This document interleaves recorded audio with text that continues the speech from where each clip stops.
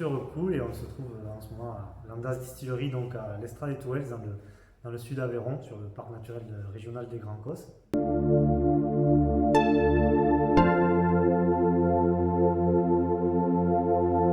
Donc c'est une distillerie qui a commencé à distiller en 2019. Donc on produit un whisky, enfin on produit plusieurs whiskies, ainsi qu'un gin distillé alambic et un anis distillé de petit jaune. «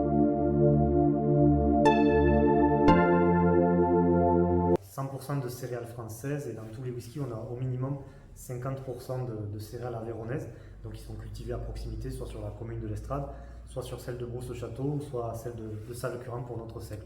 Donc on tient quand même à garder aussi une identité du territoire et des céréales de l'Aveyron.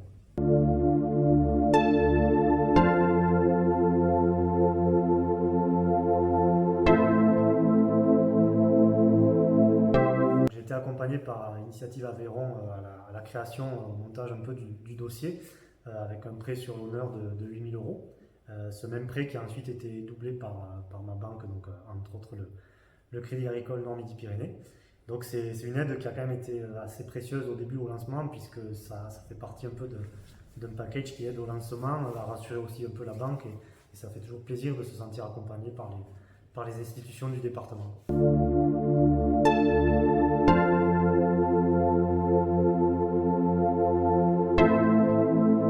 Le principal produit, c'est un whisky donc, qui a mis 3 ans à vieillir, donc c'est une période sur laquelle qui a été un peu difficile, surtout avec le Covid et autres, donc on a eu des besoins en trésorerie.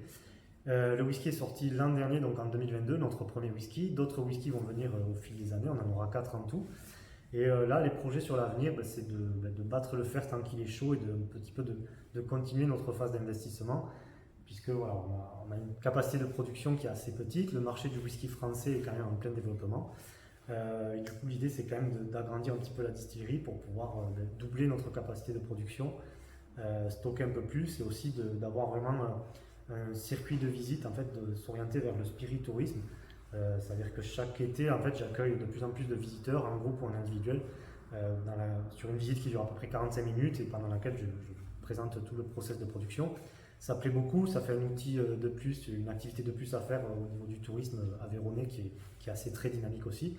Donc l'idée, c'est vraiment d'avoir cette extension qui puisse avoir à la fois la production et aussi d'orienter vers le tourisme et l'expérience visiteur.